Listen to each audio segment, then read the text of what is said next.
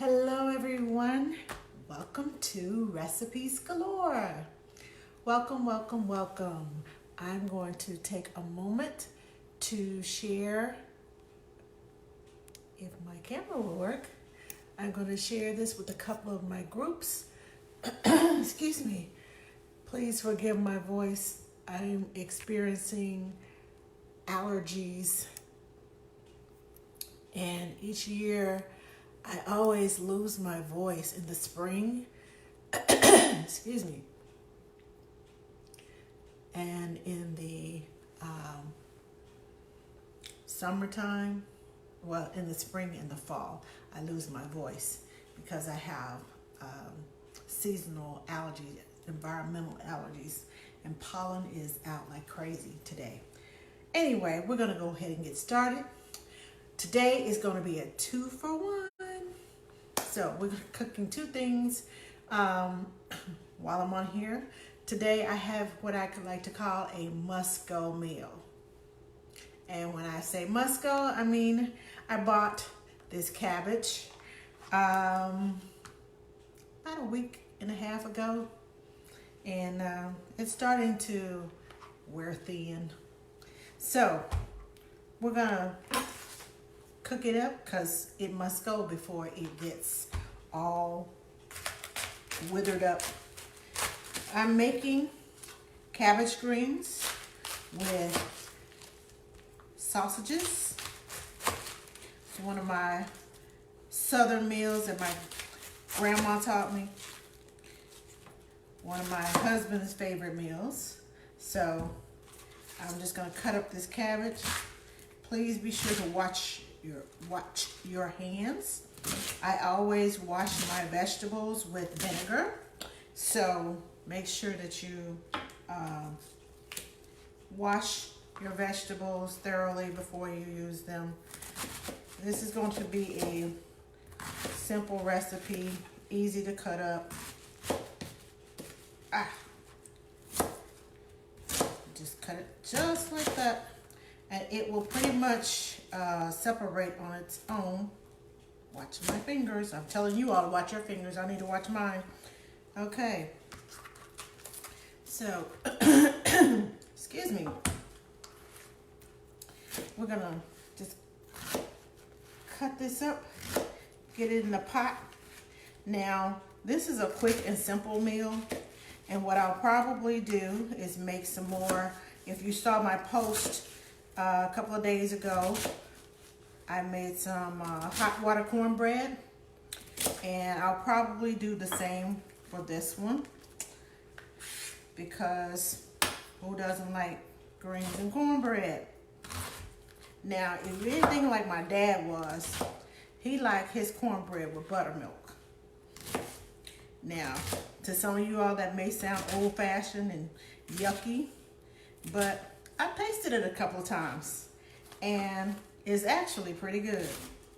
So,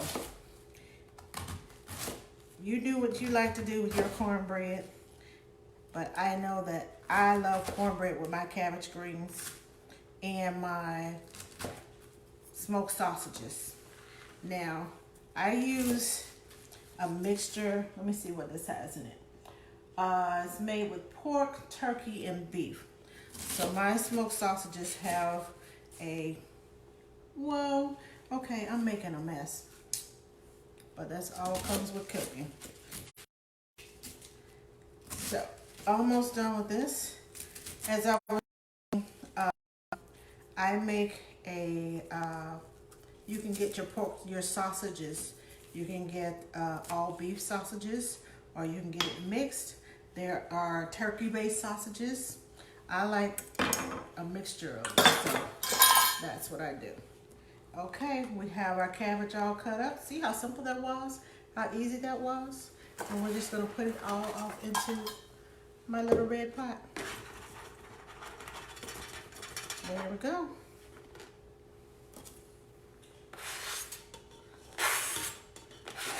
So since I'm leaving all of this goodness on the cutting board, okay, I'm going to set this aside, and now I'm going to grab my sausages. And all I do is slice them thinly, just like so. And again, watch your fingers, watch your fingers, watch your fingers. I like cutting these both at the same time. It's just easier. And I'm just gonna add it to the pot as I go along.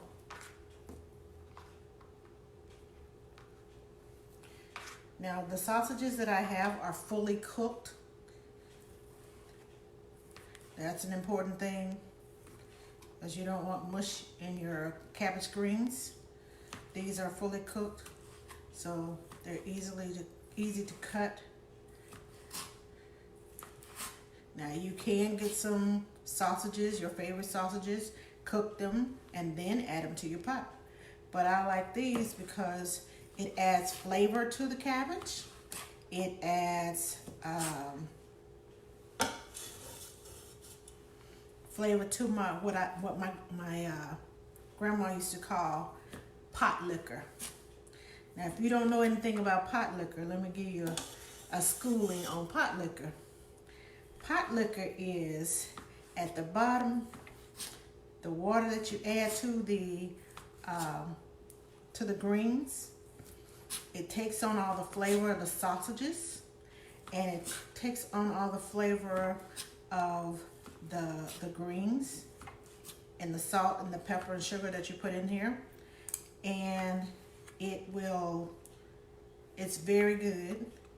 And my grandmother, instead of corn, the buttermilk, my grandmother liked taking the pot liquor and putting it in a bowl and dipping her cornbread in there. Now, it's also been known as sopping gravy. Now, these are all Southern country terms because I'm from the South.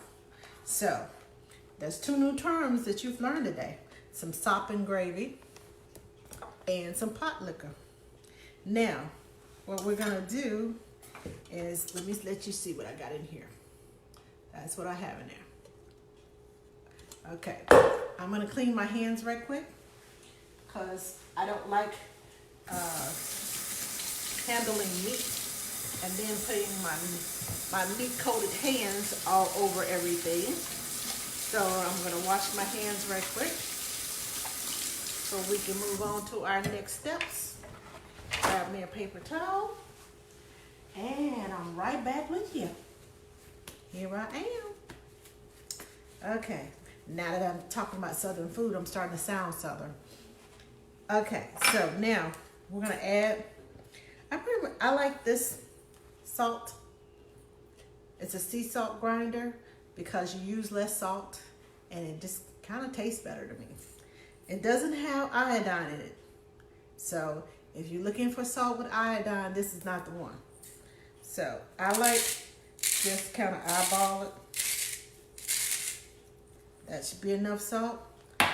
And I like my grinder for my pepper. So I just depends on how hot and spicy you like yours as to how much pepper you put in there. Be careful because I feel it going up my nose. And the last thing I want is to be sneezing all over the place on top of my allergies. That would not be good. So, and this is sugar. This is granulated sugar. And I just put a little bit in there for flavor. And this is a 16-ounce glass. And I'm going to add this, pour it over it. This is going to create my pot liquor. So when I boil this, I'm going to put it on the stove, put a lid on it, put it on the stove, and let it cook until the cabbage becomes tender. Now, if you like your cabbage a little bit harder, then don't cook it so long. If you like it softer, then cook it a little longer. But I usually cook it on medium heat until the cabbage is at the consistency that I like. I do stir it 3 or 4 times while it's cooking, just so that all the flavors can get all congealed and, you know, all good and yummy all up in there together. So, yeah. So this is ready to go to the stove. But we want something to go with that. So, we're making candied yams. My version anyway. So, I already have 3 of my potatoes peeled. I love this little handy tool. It's a potato peeler because it goes around the curves of that potato and it just comes off so quickly. I love my little kitchen tools. I have so many gadgets and gizmos, and I'm always adding to them. And my husband's always like, well, what is that for? But he always enjoys what I make. So as long as it makes it easier in the kitchen for me, I'll purchase it and put it in my kitchen. Because the quicker I can get done out of the kitchen, the sooner I can get down to eating. So we have skinned this potato. Alrighty, we're done with that part. Now, another one of the tools that I like is this little slicer. I'll show you how it works. Let me make sure you can see what I'm doing. I just hold it over this. Uh-oh, it's a piece of a peel. Hold it over this and watch this. Lickety split.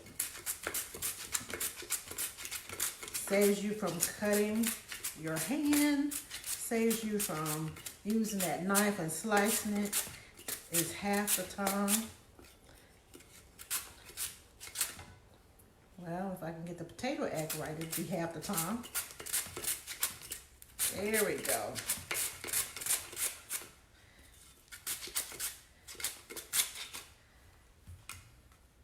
I'm holding this up, but usually I hold it down.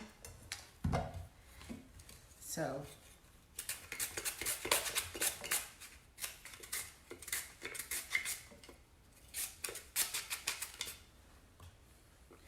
but it makes, whoops. As soon as I said perfectly sliced, it decided to cut out on me. So when you get down to the end, it gets a little bit more technical, but as you can see, the potatoes are rolling out of there. And you just do each one.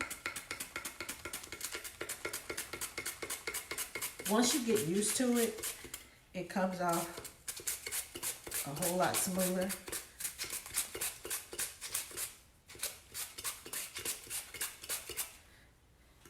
But candied yams is a staple at my house. I always have sweet potatoes in my pantry. I have a special basket for my potatoes. So when I go to the grocery store, I always check to see, do I have potatoes?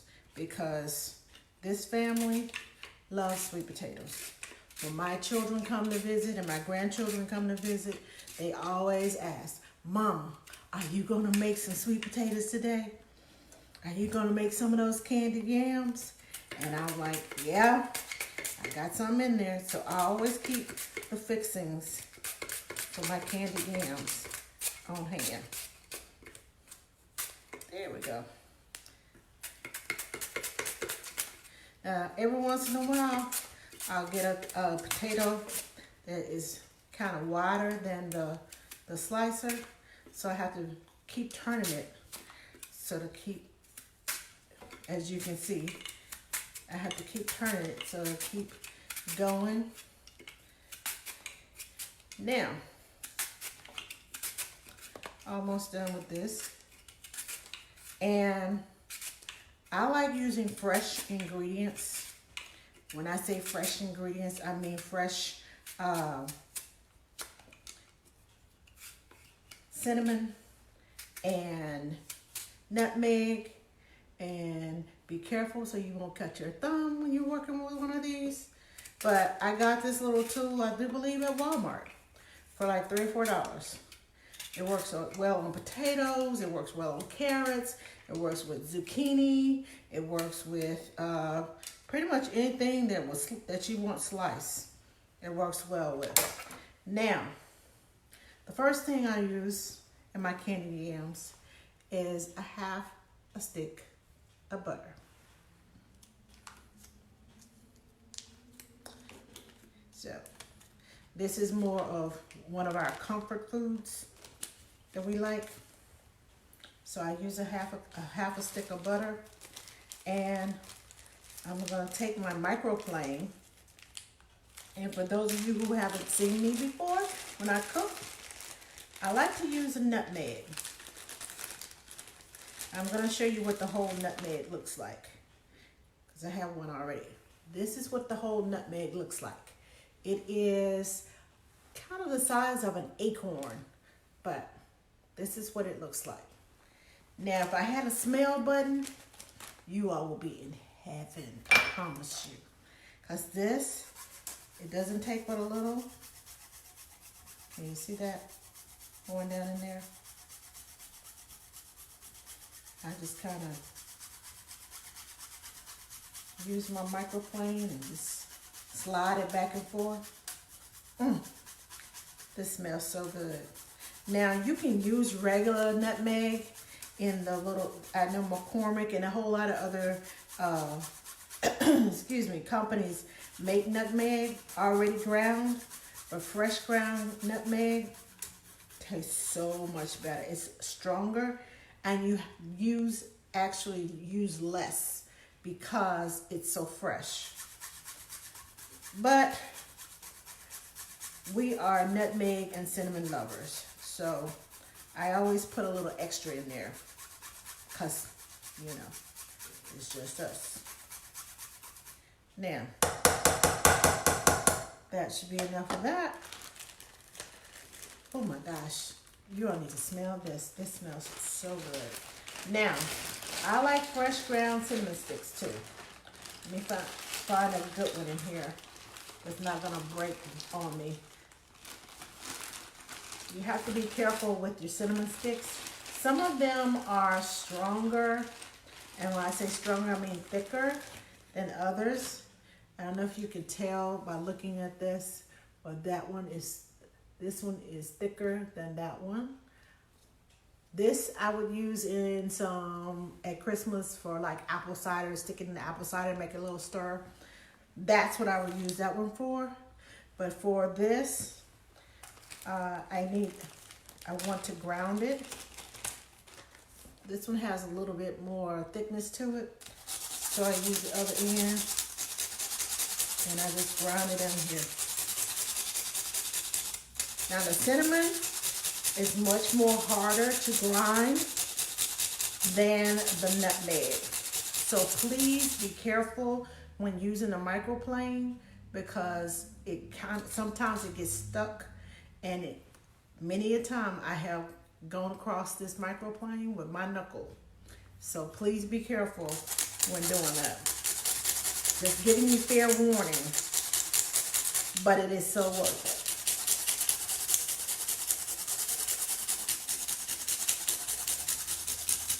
All right, a little bit more, because we love cinnamon.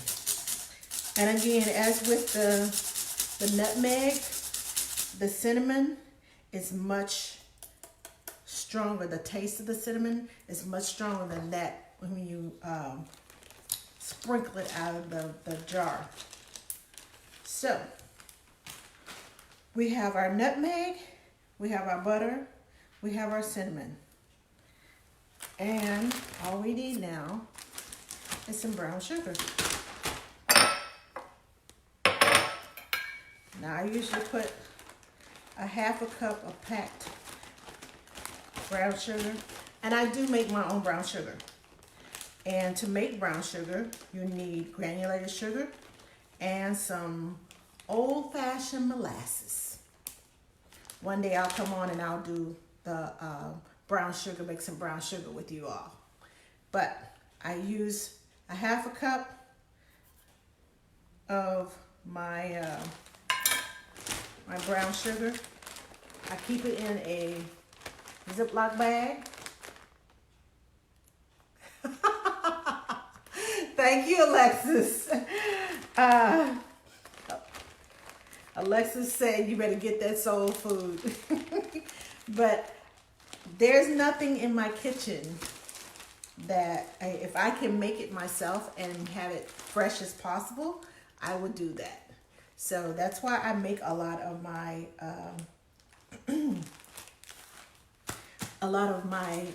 accessories, as I call to my accessories to cooking. So we got the brown sugar in there. We got half a stick of butter.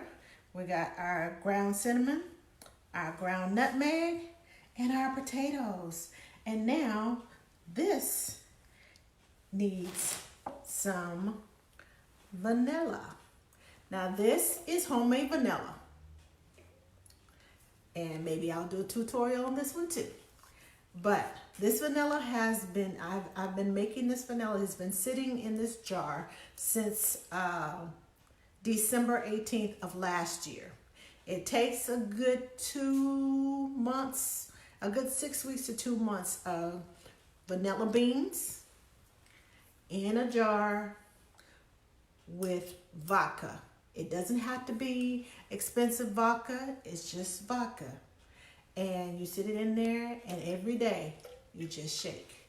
You can shake it up and down. You can shake it round and round. It's a project you can do with your kids, and they can watch it because it starts out crystal clear.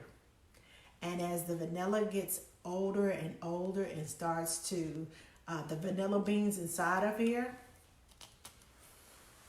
open it. I'll show you the vanilla beans.